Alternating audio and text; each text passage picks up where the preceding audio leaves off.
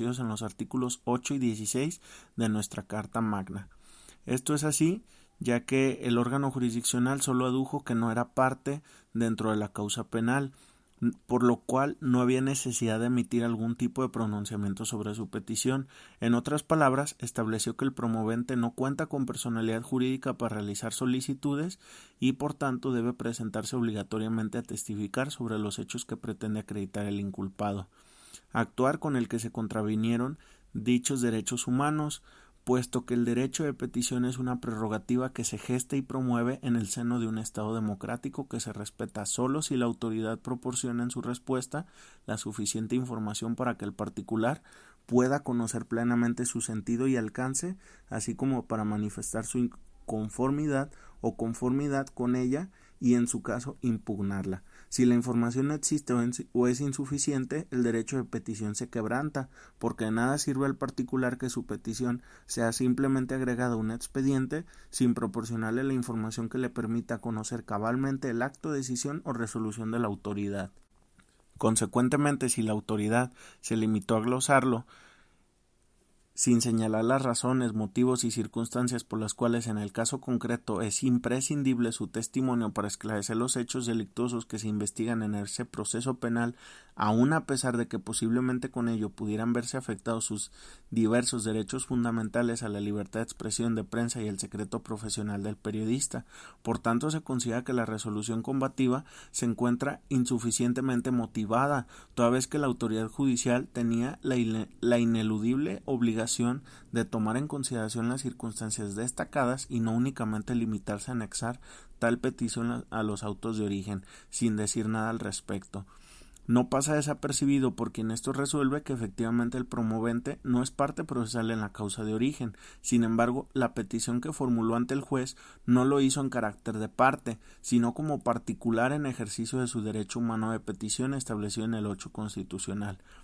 Por este motivo se considera que el jurisdiciente tenía la obligación de emitir una respuesta de fondo a dicha petición, en estricto cumplimiento de las prerrogativas ciudadanas contenidas en los numerales ya citados, que tienen como propósito primordial y ratio que el particular conozca, detalle y de manera completa la esencia de todas las consideraciones de hecho y de derecho, así como las circunstancias y condiciones que determinan el acto de autoridad, de manera que pueda cuestionar y controvertir tal decisión, pues sólo así se le permitiría una real y auténtica defensa.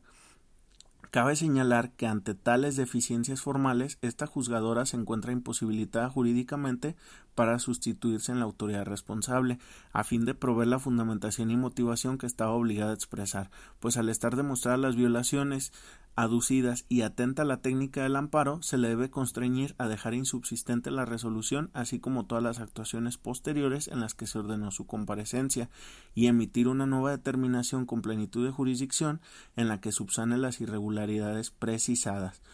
Consecuentemente, al resultar fundados los conceptos de violación que se esgrimen, se concede el amparo a Carlos Lórez de Mola, la protección de la justicia federal,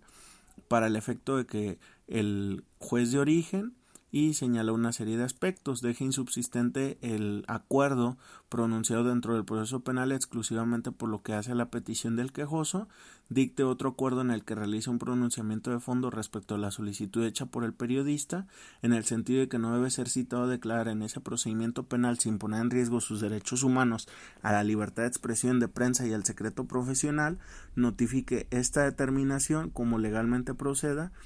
y si insiste en el desahogo de la testimonial a cargo del peticionario, señale fecha y hora para su desahogo.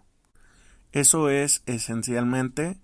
el resultado de ese primer juicio de amparo, y que, como ya lo adelantaba, pues si hay una violación, pues ahora sí que la simpatía que se pueda tener con un quejoso o no, pues no tendría por qué tener efecto alguno en si el mismo debe de ser concedido o no.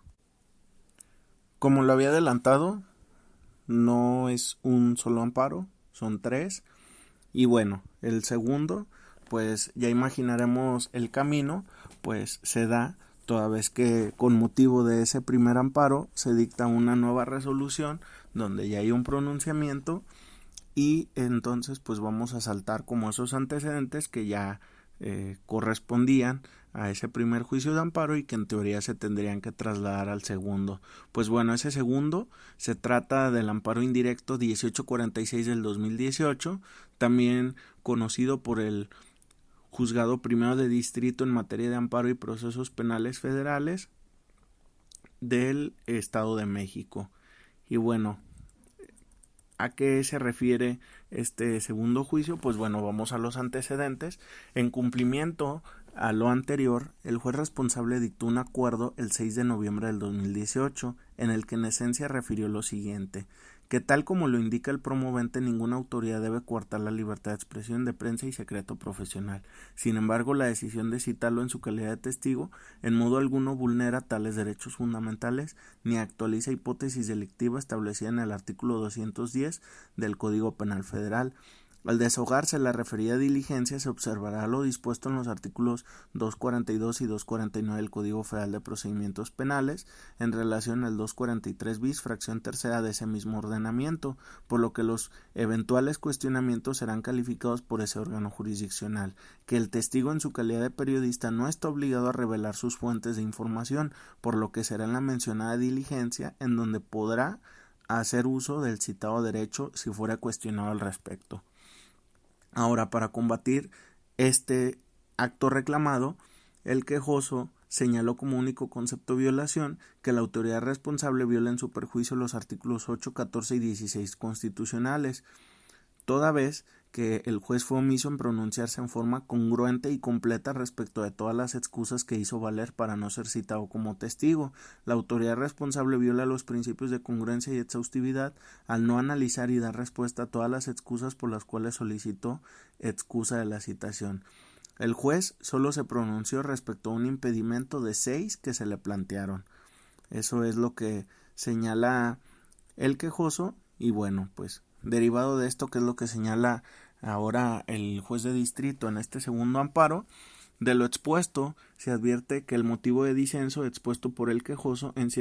síntesis consiste en señalar que el acto viola derechos fundamentales, ya que no se dio contestación a todas las excusas planteadas. Acorde al examen de la resolución, es esencialmente fundado y suficiente para conceder nuevamente la protección constitucional solicitada. El nuevamente obviamente lo agregué yo.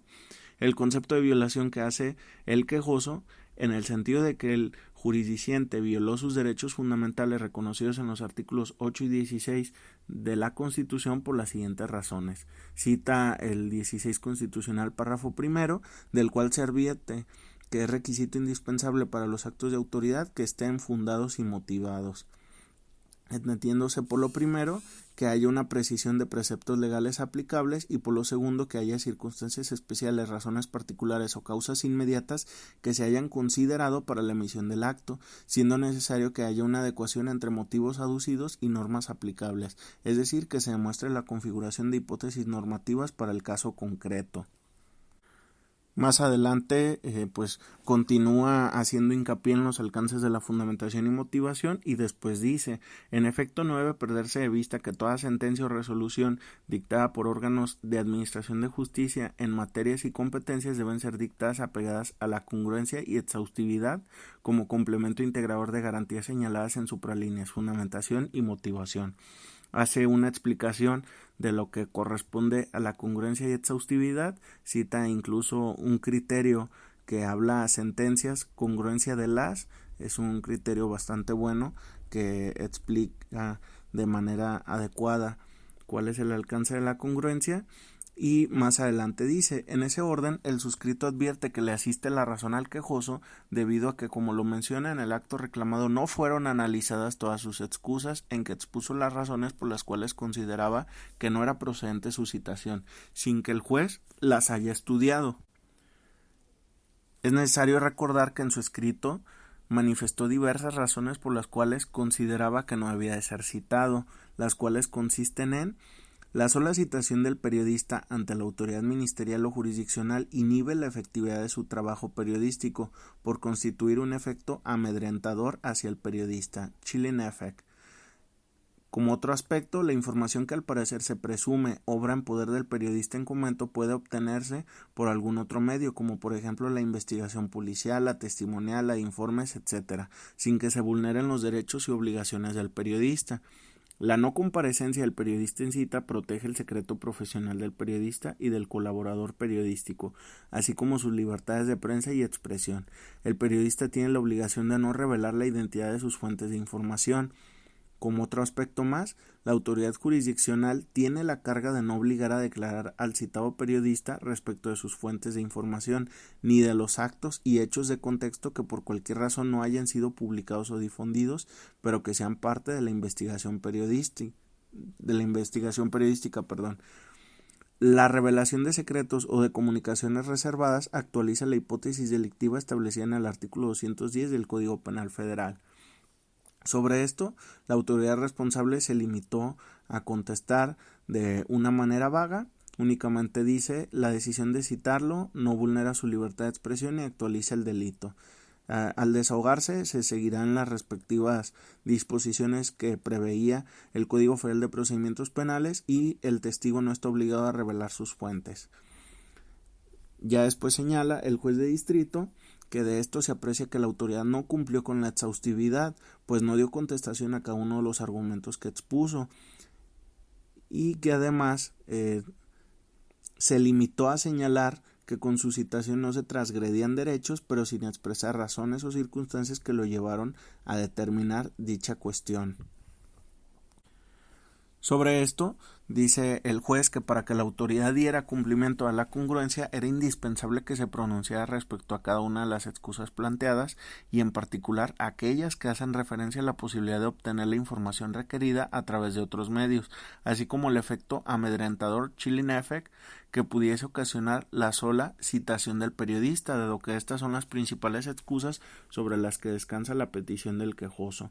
Aunado a esto, el juez debió exponer razonamientos que justificaban su conclusión, pues en caso contrario deja en estado de indefensión al quejoso, dado que desconoce los motivos por los cuales la autoridad responsable llegó a la conclusión expuesta. En esas condiciones, es indudable que la resolución es violatoria de derechos fundamentales, ya que adolece de vicios formales que no pueden ser subsanados por el suscrito porque es la autoridad quien debía resolver con libertad de jurisdicción. Cita un criterio. Dice que no se soslaya el que deriva en cumplimiento de una ejecutoria anterior y que sin embargo pues esto no tiene ninguna trascendencia porque en dicha ocasión se le tuvo por cumplido aquel fallo y que ahora pues ya hay un pronunciamiento sobre el fondo, ya no sobre la omisión como en aquel primer amparo. Y bueno, pues concluye diciendo que son fundados los conceptos de violación que se esgrimieron y se concede la protección de la justicia federal. Ya dentro de los lineamientos, pues que dejara insubsistente ese proveído, que dictar otro acuerdo en el que realizar un pronunciamiento congruente y exhaustivo respecto a cada una de las excusas planteadas, y con libertad de jurisdicción resolviera si resultaba o no procedente la citación del periodista para el desahogo de la testimonial ofrecida por el inculpado y sin vulnerar derechos fundamentales. Ya después algunos otros aspectos de forma y ahí es donde termina el segundo de los amparos. Bueno, posteriormente llega ese tercer juicio de amparo y para ello conviene dar cuenta de algunos aspectos de los antecedentes donde se refiere que en cumplimiento a la ejecutoria de amparo, es decir, refiriéndose a la segunda, el 21 de febrero del 2019 el juez de origen emitió un nuevo proveído en el que contestó la totalidad de los impedimentos planteados por el solicitante de la protección constitucional para comparecer con el carácter de testigo en dicha causa penal. En ese acuerdo se señaló en esencia que los artículos 73, 240 y 243 bis fracción tercera del Código Federal de Procedimientos Penales establecían por regla general la obligación de toda persona de presentarse ante la autoridad judicial. No obstante, podrían manifestar su impedimento para declarar respecto a la información que se les solicitara, así como que la información respecto a la cual se requería su testimonio ya había sido publicada y difundida, por lo que no se violaba el secreto profesional, pues de llevarse a cabo la diligencia se observaría lo previsto en los artículos 242 y 249 del mismo ordenamiento, respetando en todo momento las diversas disposiciones. Dicho proveído fue notificado al quejoso en el domicilio que señaló en autos el 26 de febrero del 2019 por la actuaría del juzgado, y contra esa determinación, en calidad de apoderado legal, se